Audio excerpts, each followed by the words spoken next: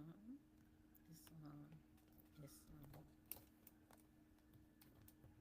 And welcome to The Moorish Light Continues.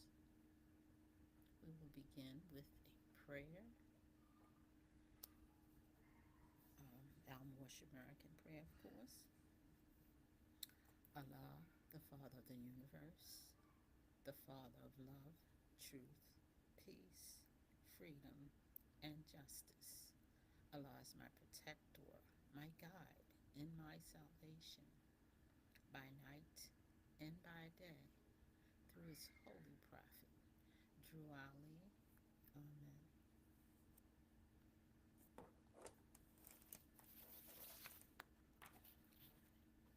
Giving praises to the causeless cause and the rootless root from which all things have emerged, the great God Allah.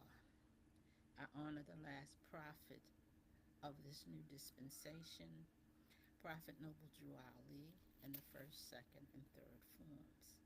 I also pay tribute to Grand Chief John Gibbons-Zeal, who steadfastly upheld the foundation laid by the founder.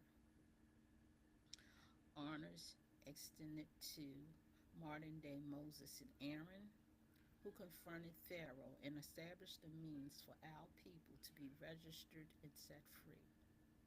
I acknowledge the forefathers who sacrificed their lives so that this nation, our Moorish American nation, this free republic of the United States of America, might experience a true birth of freedom. I honor my home temple at 1055 North Milton Avenue, as well as the sister temple at 3900 West Preston Street. We do have temples at other locations, and you can go on our Moorish Science Temple webpage, or you can go to the moorishhistoryandlaw.net. We'd also like to give honor to Grand Sheik and Grand Sheikess, Supreme Grand Sheik and Sheikess. Pray for Eam. And let me start over. I honor my home temple, 1055 North Milton Avenue, as well as our sister temple at 3900 West Pressman Street.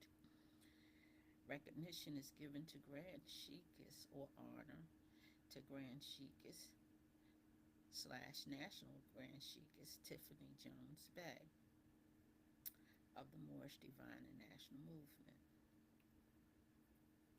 And I've already given honor to Supreme Grand Sheik and Sheikess Pray for Il. I'd like to also give honor to Marcus Mosiah Garvey, the forerunner of the prophet, who opened our people's minds to a broader concept than just a job. Self-reliance, self-dedication, self-purpose. So our program today is about honoring our forefathers, and so some reflections on freedom and equality. But before I go there, you know I must go to the Holy Quran of Mecca, and I'm going to share my screen. And hopefully when I get there, yes, my sword is there. Close this out for a second.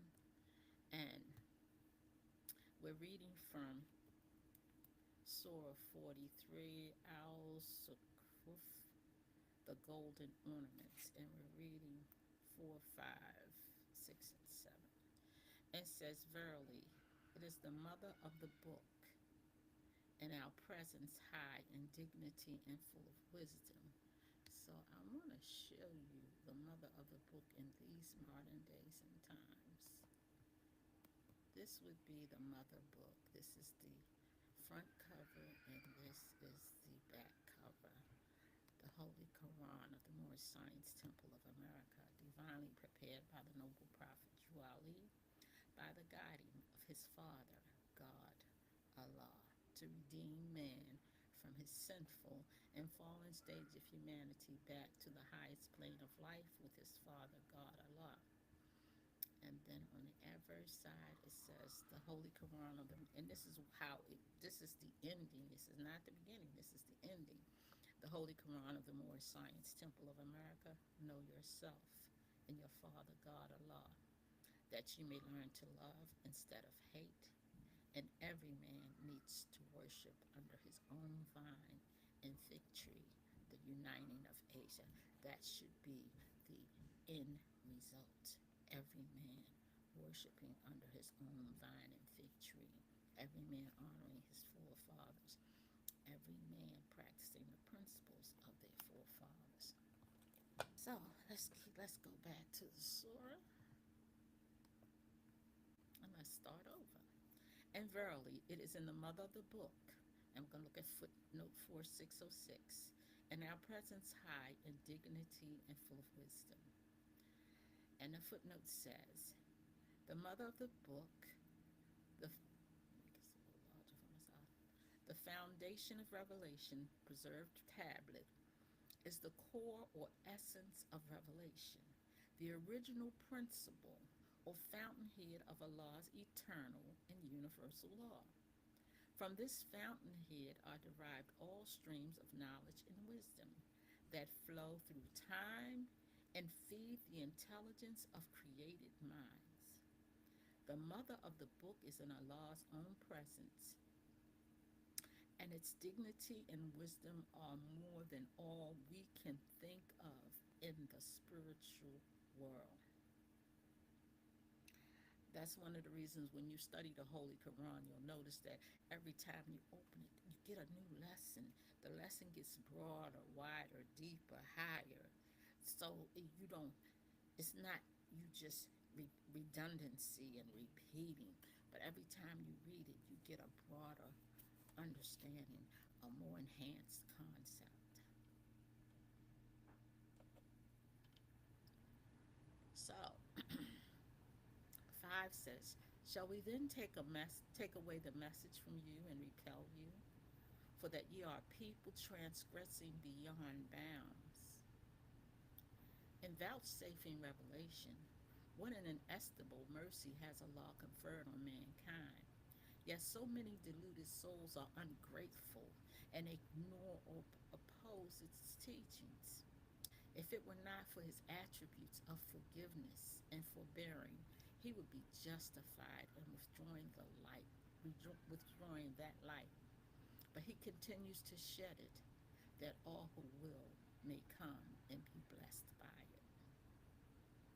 As Moorish Americans, we are Muslims by birthright. Islamism is our birthright religion handed to us through our forefathers. And a Muslim is one who submits his will to the great God Allah. So we start off in humility. We start off with humility. And 6 says, but how many were, I'm going to read footnote 4608, the prophets we sent amongst the people of the old? In spite of, or because of man's obstinate and rebellious nature, Allah sent prophet after prophet to the peoples of old. But there was among them always a party that ridiculed them and treated Allah's signs as naught. Never came there a prophet to them, but they mocked him. And I was reading something today. Somebody attempted to write a paper on Moorish science, and they said that it was a rhetoric of black something, something, something. So, right from the jump, that lets you know they have no concept of what Moorish science is about, but they're writing a paper. So, let's go a little further. And let's talk about what we're going to talk about today. And so, our questions, or what we're going to think about today, what did our forefathers sacrifice their lives for? Was it simply to share a table with their so called masters, or to become constitutional equals? Consider whether integration after servitude in the plantation system could truly be equitable. Have our forefathers been allowed to reclaim and nurture their birthrights? So how, let's make an example of that. So if I say, if we classify as black on the plantation, Negro, colored, what, and all these other names, even African, why would we still claim those names in freedom when the names themselves are slave labels? Of course, we know black is a color, the Negro is a river, colored is anything painted, tarnished, or dyed. Ethiopia is a demarcation line. We need to stop and we need to think about, we need to truly think about that. And of course, Prophet Noble Drew Ali gets a lot of ridicule because he comes to teach us something other than what our so called masters have trained us to think.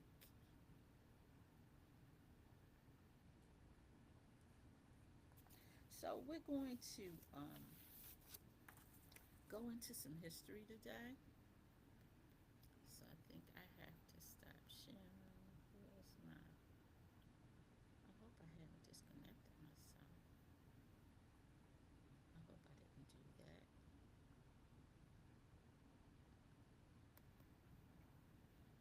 I don't see my link. Oh, here it is.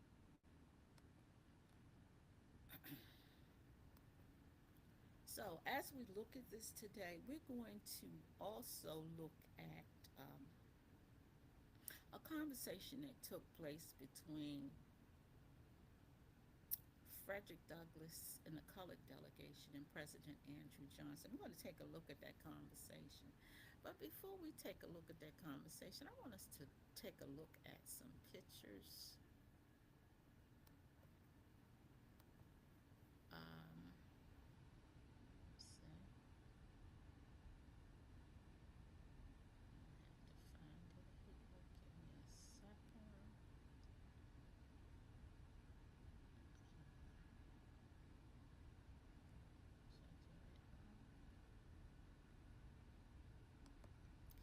find it here. Give me a second.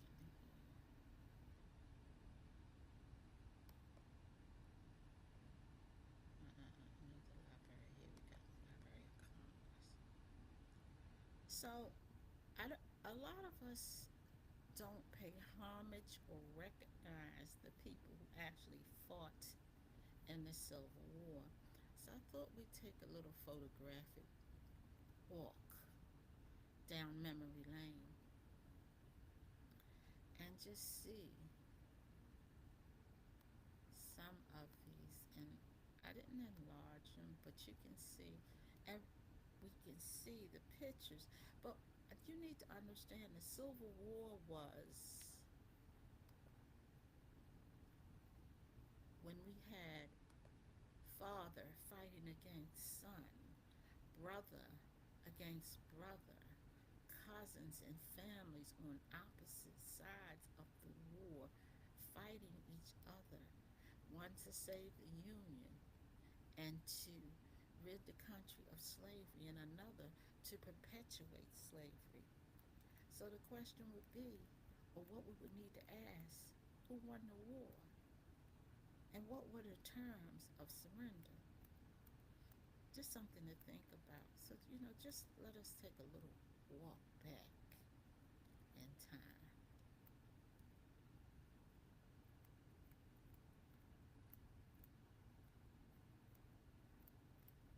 There was one sister who created a clothesline telegraph. She would hang her clothes a certain way to let the Union soldiers know what was going on in her area. There's a lot we need to focus on because as a people we have not yet even, we rarely learn about the Civil War, what its outcome should be, and because we did not learn that, Prophet Noble Drew Ali came on the scene. So I'm gonna go back. I'm gonna stop sharing. And I just want us to be very clear about what the Moorish Science Temple is, because the Moorish Science Temple Divine and National Movement is a solution to a problem that has existed. Well, let me rephrase that. Is a solution to the problem that was solved in 1865, yet the problem continues in 2025. So, um, we once were on a physical plantation where we had chains and shackles and all kinds of damnable things were done to us. But we also have to understand our forefathers fought so that we would not have to continue that process. So they took the physical shackles off, but they kept the mental shackles there. Those mental shackles.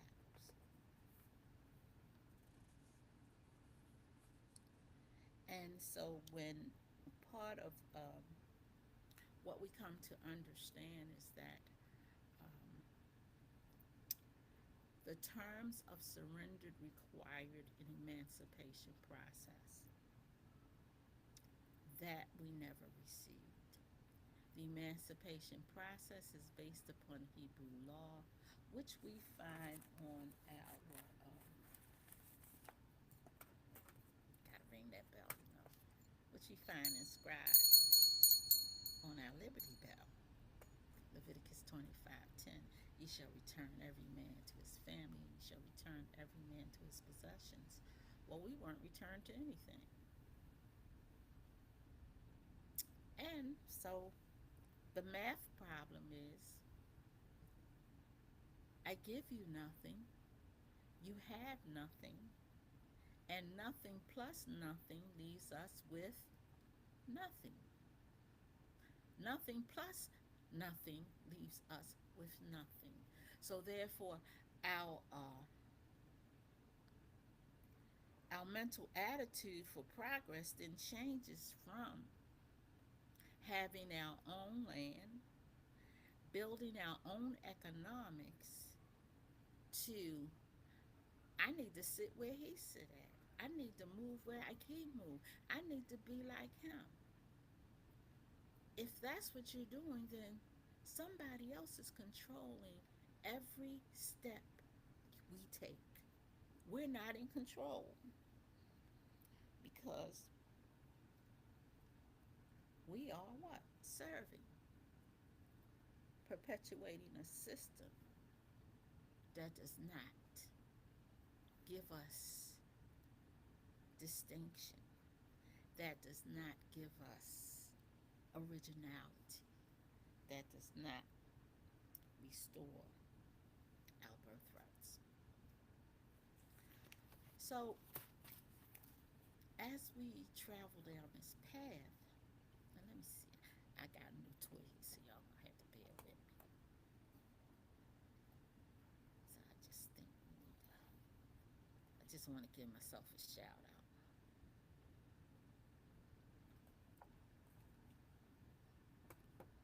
I just wanted to give myself a shout out, just in case. But anyway, we're going to look at this conversation. And part of the reason why we're having this conversation this week is because on Saturday, August the 30th, starting at 1 p.m., we will be celebrating Ancient Forefathers Day.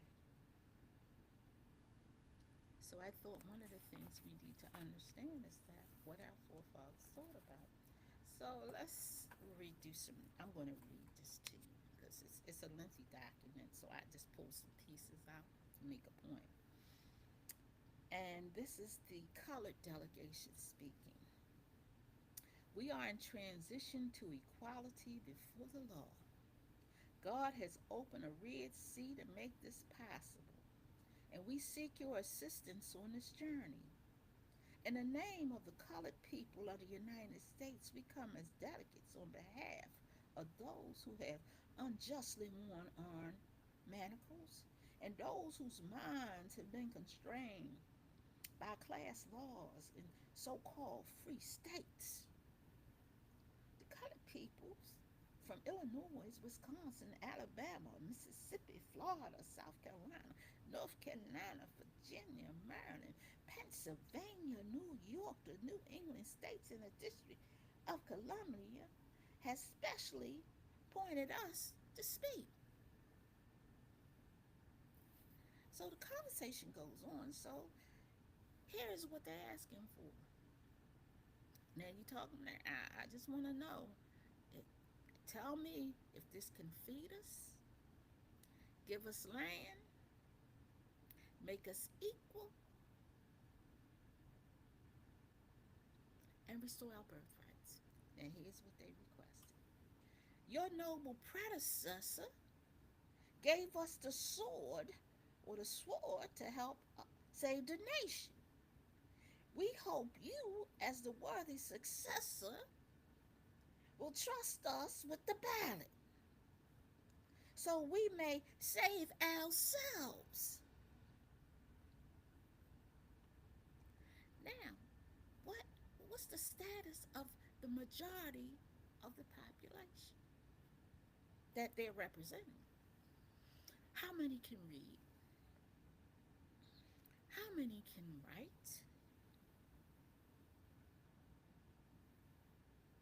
How many have even ever been off the plantation? So here are those who have degrees and been to school and lived up north, speaking for those who have not been off the plantation, saying, let me read it again.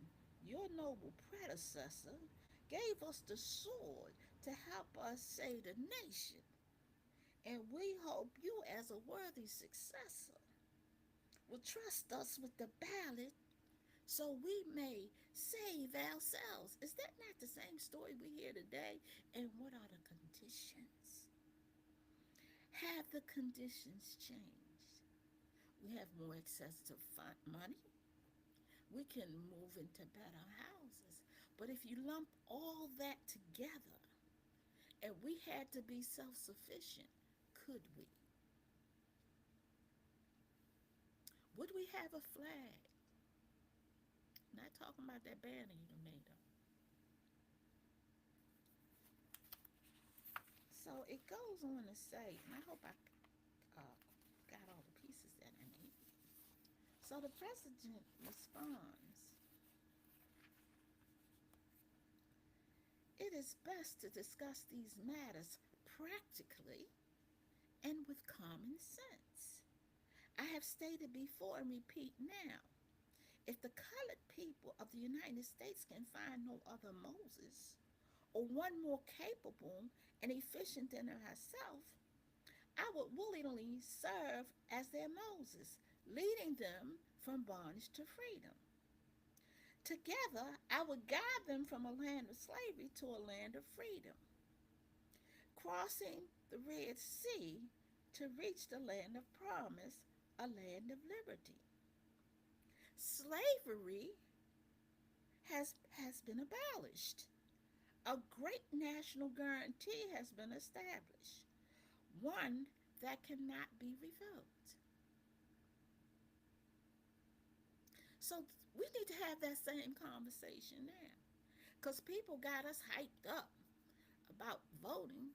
And I'm not saying not to vote, but I am saying we have a black caucus, so-called black caucus. What is the agenda to move us from the mental plantation to a free thinking, I say machine for lack of a better word, free thinking, self responsible machine?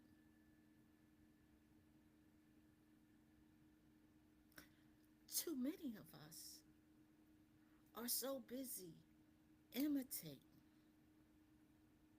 For example, we're raising a whole group of young folks right now,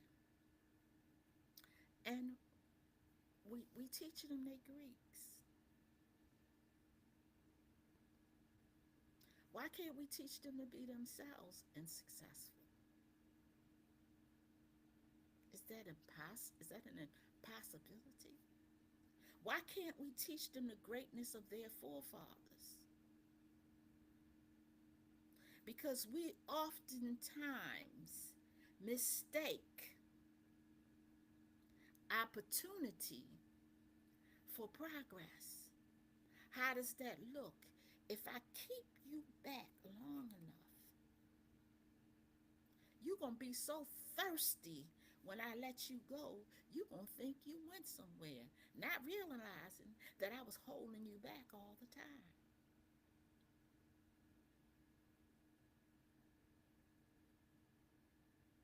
And so you create scenarios how great we are. We've always been great, Moorish American family. And those of you who may call yourselves black, still Moorish American, whether you embrace it or not, does not change who you are. Because too often we mistake Moorish American for religion, and Moorish American is nationality. Our religion is Islamism.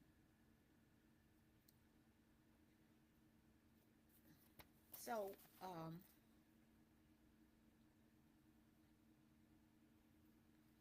do we think when we talk about freedom, I don't know if I said this, I might repeat myself, forgive me, might be age, that you can be black on a plantation? Yeah, I did say this. I'm going to repeat it because I think it's worth repeating. If you can be black on a plantation, should you be black in freedom? If you could be colored on a plantation, should you be colored in freedom? If you were a nigger on a plantation, should you be a nigger in freedom? Let us stop. Let us just take a moment to stop and think about this. I was having a conversation the other day, and I'm going to skip a beat. And and people think I'm not against AI. I just can distinguish the truth from the falsehood. And so I'm going to share something with you because here's where we make our big mistake. Give me a moment to get it pulled up. Let me change it.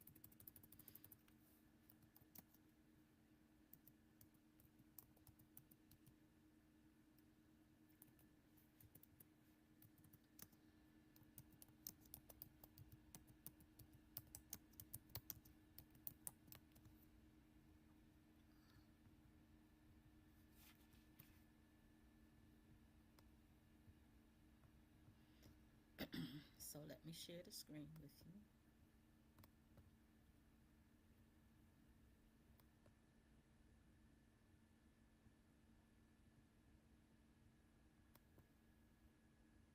So I asked AI a question.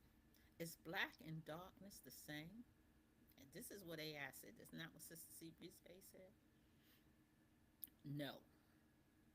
Dark and black are not the same thing.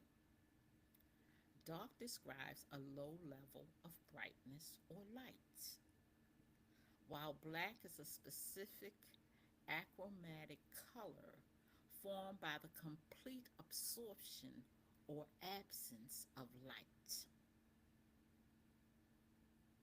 A dark room may contain colorful objects, but a black object absorbs all visible light and appears black regardless of the surrounding light levels. So a lot of us oftentimes describe darkness as black. We need to be clear. They are two distinctly separate things.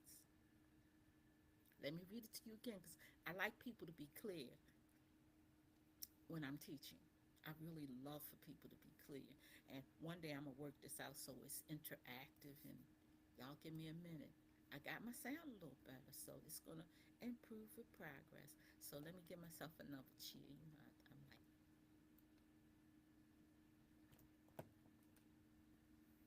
going to improve with time. Just going to let you know that. It says, and the question is black and darkness the same?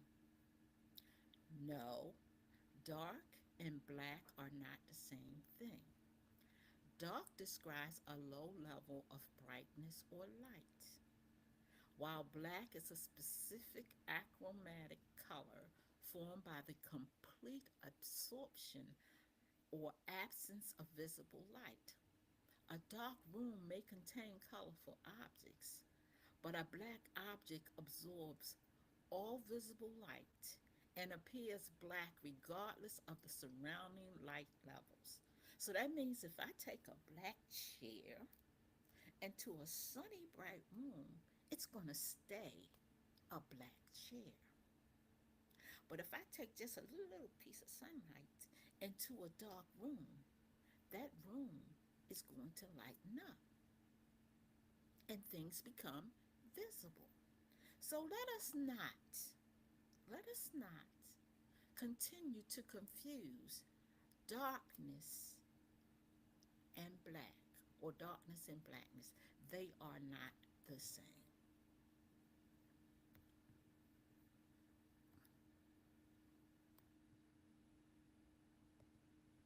They have a little more here, and I'll share a little more.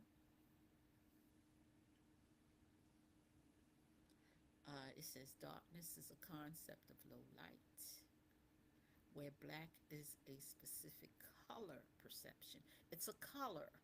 It's a color.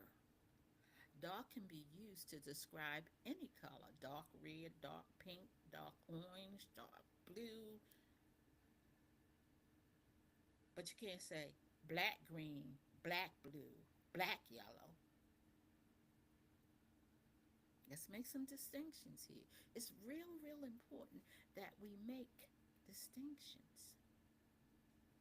It says black is the absence of color because it absorbs all light rather than reflecting it.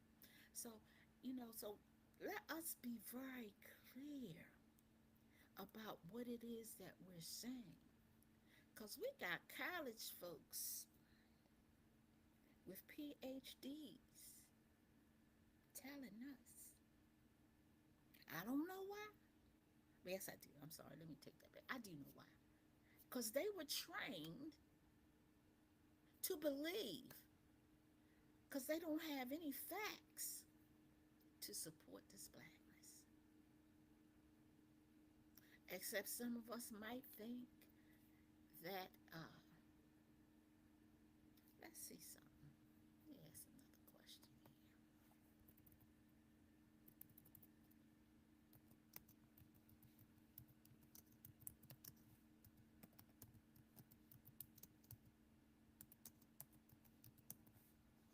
So the question I asked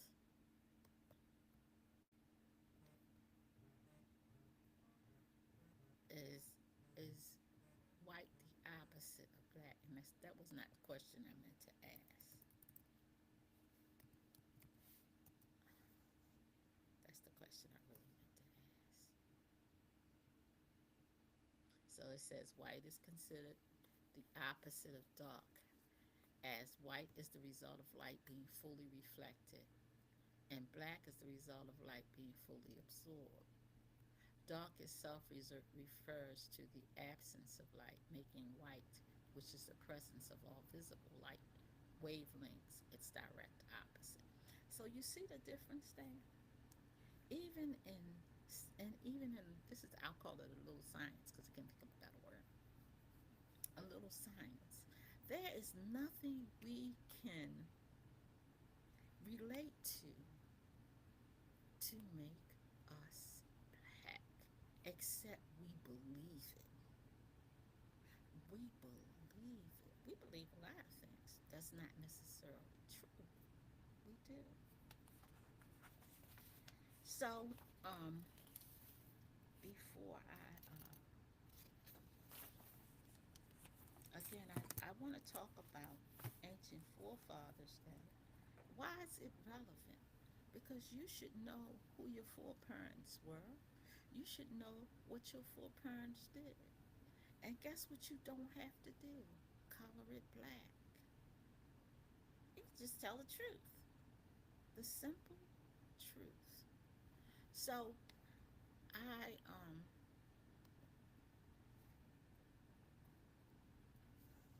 I'm gonna stop sharing for a moment. Okay. So I just wanted to share that, and now I want to take the time and I want to give honor to our brother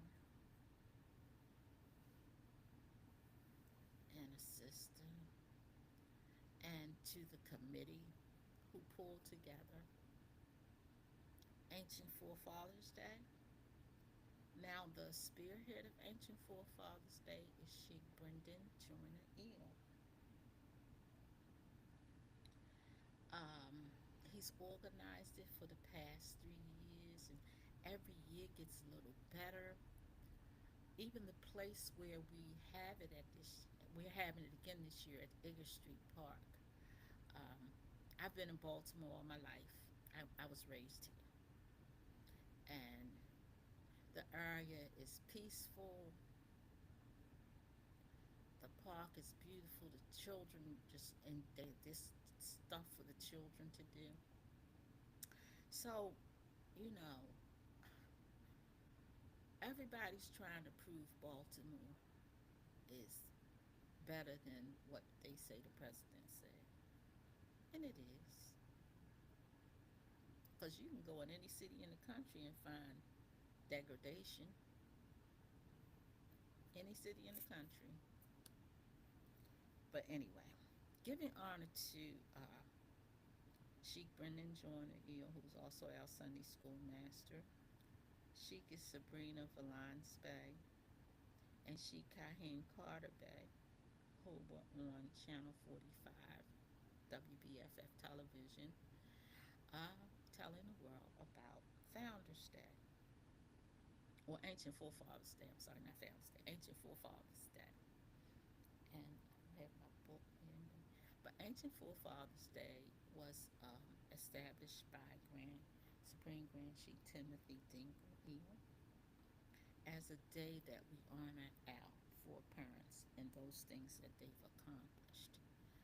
And truthfully speaking, the world would not be going, the world wouldn't be where it's at if it wasn't for our forefathers and their genius. Going all the way back to uh, before we went into Spain. It's not my button. But we've done some great things, and I'm going to read some of that. And I'm going to ask that you join us this Saturday, starting at 1 o'clock. I'm not sure of the end time, but I know we start at 1 for Ancient Forefathers Day. And so, one of the ways that I'm going to share this is I'm going to go into our Moorish literature.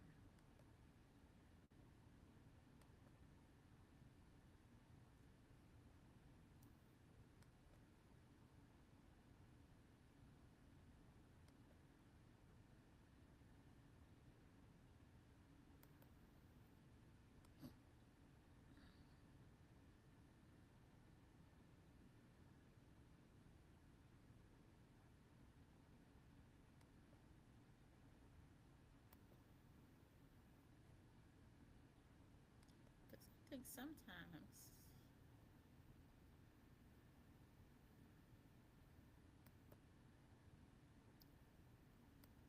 we don't think that the prophet knows history, but he did. Let's see. See if I can get this to open up. If I can't get this to open up, we might not be. Oh, there we go.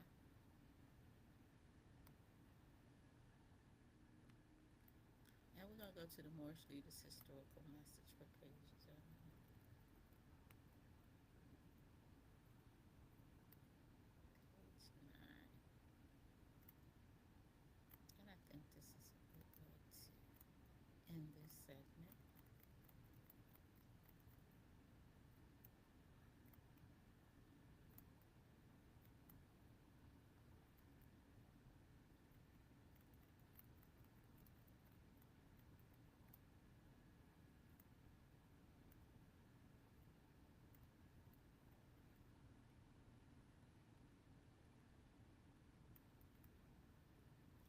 Okay, so um, I'm just going to go straight to it says to the early representatives of this faith, and we're talking about Islam or Islamism, the world's debt is incalculably great, for it was they who transmitted the treasures of Greek literature from the Middle Ages to the Renaissance.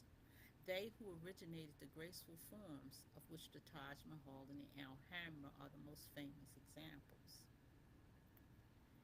It was they who contributed to the sciences of algebra, chemistry, astronomy, and medicine. They who guided the Saracen Empire with universities and who built at Baghdad and Cairo the most renowned universities of the world.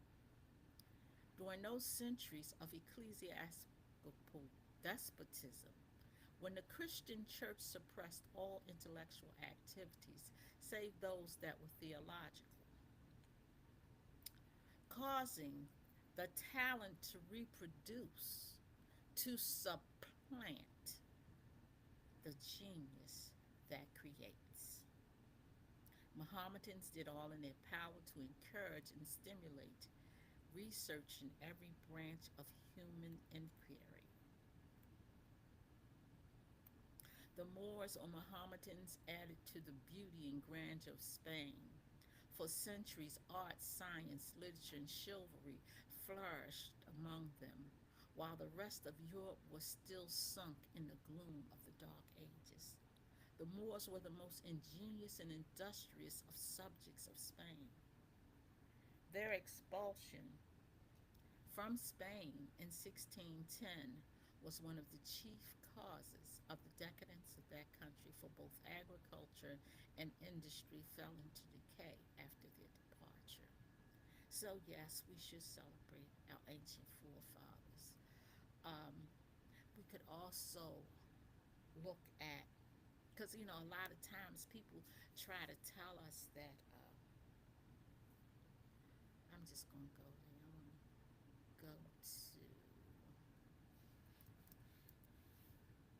I want to go to the Holy Quran, and I just want to go to chapter 47, and I want to ask just a few questions. And I'm gonna have to go to this one. I'm gonna have to download, because this has been a topic we've been talking about,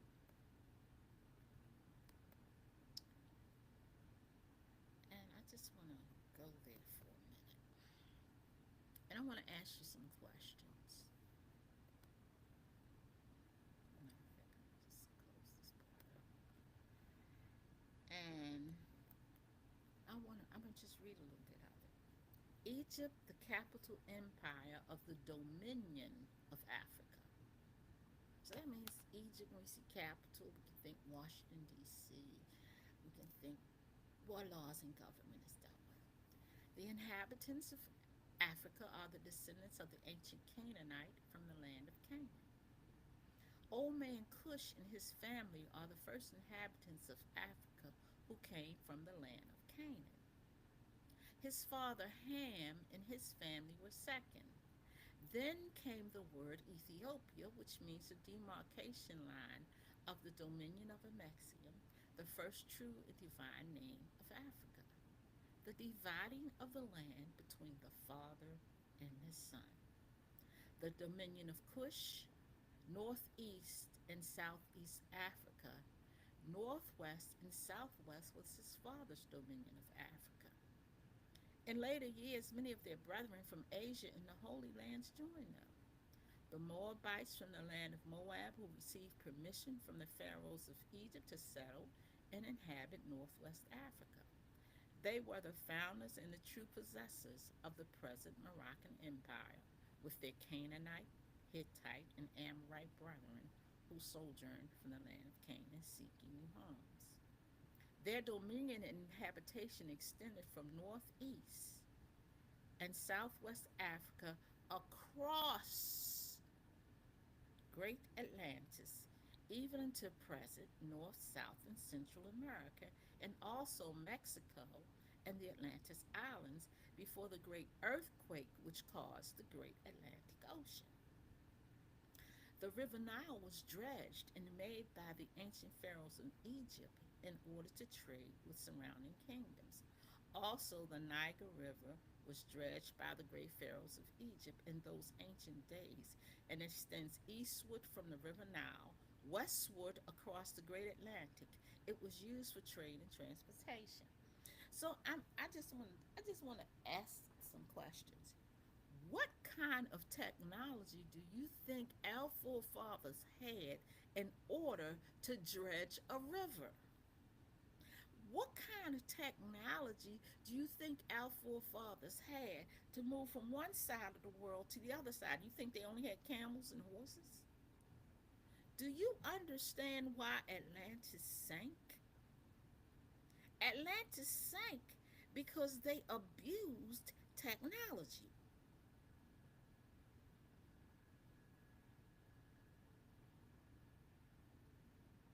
Do you think Jonah was in the belly of a whale? Or could it have been a submarine? When Elijah, or was Elisha, when Elijah went up in that chariot of fire horses, I can't think of how the terminology goes. Do you think that that could have been possibly a ship with fire blowing out of it? How do you think of your forefathers? How do you think of your forefathers? Do you realize how advanced our foreparents were? I'm asking you to just think, open up your mind.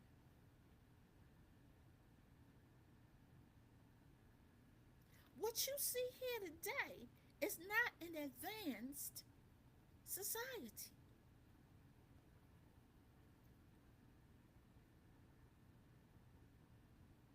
And I'm going to tell you why.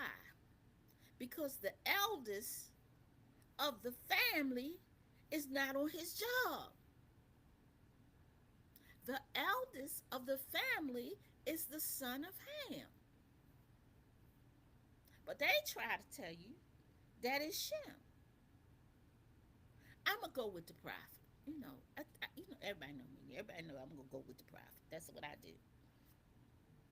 So I'm asking you to think beyond, to, to open your minds to the greatness of our forefathers. I mean, we could do it on the ethereal plane or we can do it on the spiritual, but I'm saying to you, they crossed the great Atlantis. They dredged two rivers that still exist to this hour.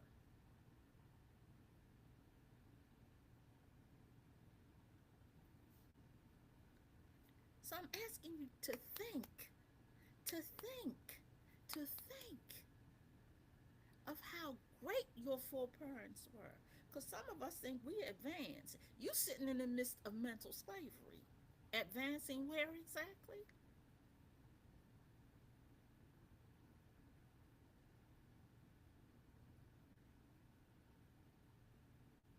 It says the river Nile was dredged and made by the ancient pharaohs of Egypt in order to trade with the surrounding kingdoms. Also, the Niger River was dredged by the great pharaohs of Egypt in those days for trade. And it extends eastward from the river Nile, westward across the great Atlantic.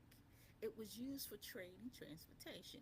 One of the reasons why I'm saying this, you cannot use a map of Africa and explain chapter 47, especially since we went across the great Atlantis or the great Atlantic. You got to get to the other side. Africa's not on this side of the great Atlantic.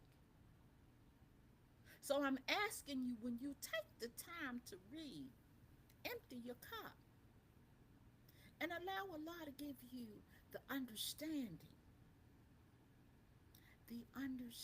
that you need. So it looks like my time's just about up.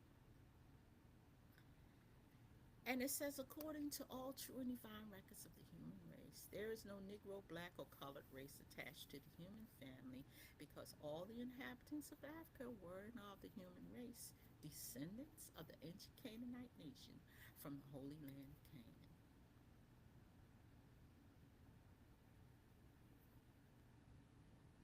what your ancient forefathers were. Here we go. What your ancient forefathers were, you are today without a doubt or contradiction. There is no one who is able to change man from his decent nature of his forefathers unless his power extends beyond the great universal creator, Allah Himself. Now, look at the next. These holy and divine laws from the Prophet Noble Drew Ali, the founder of the Uniting of the Moorish Science Temple of America. So I'm I can only request that when you read, understand America wasn't here, Africa was not here. If you do some research, and I'll tell you, I ain't gonna try to tell you everything now. I'll tell you a little bit at a time. But again, I do want to still close. Ancient forefathers, I saw that somewhere. What your ancient forefathers were, you are today without a doubt or contradiction. One of the reasons why we're having Ancient Forefathers Day, because we want to remove the doubt and we want to remove the contradiction. Because I,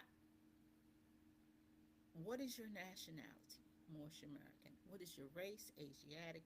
What is the shade of your skin? Olive.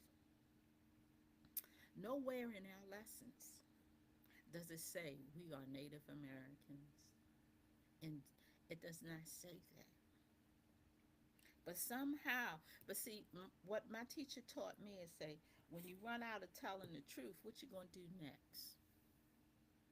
So we're trying. Some of us are trying to fill gaps with falsehood and connect it to more science. You don't have to do that, because once we get ourselves right, everybody else will fall into their proper order, like the domino effect.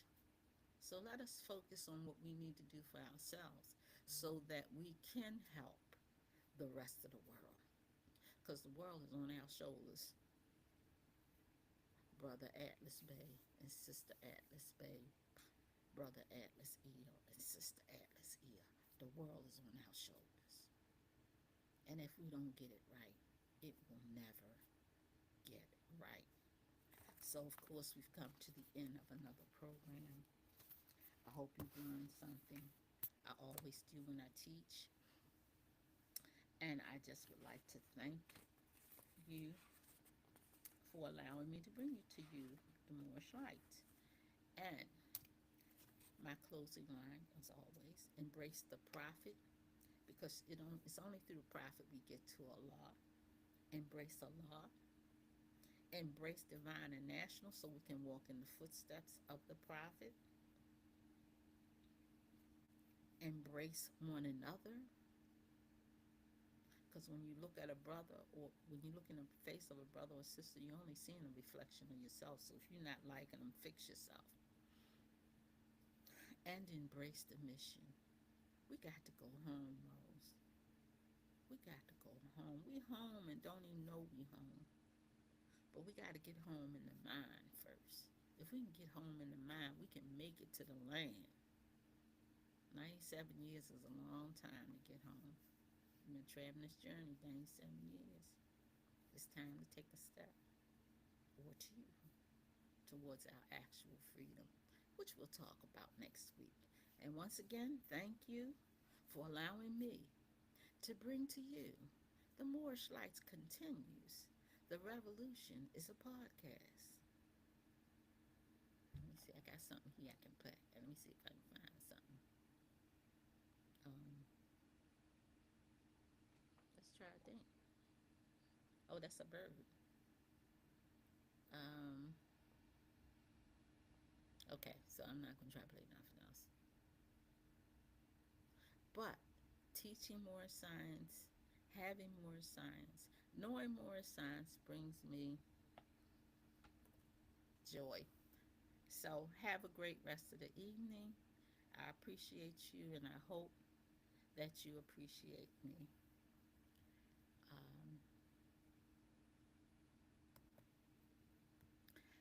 Peace and love. And I got a little music somewhere. Let me see if I can find it.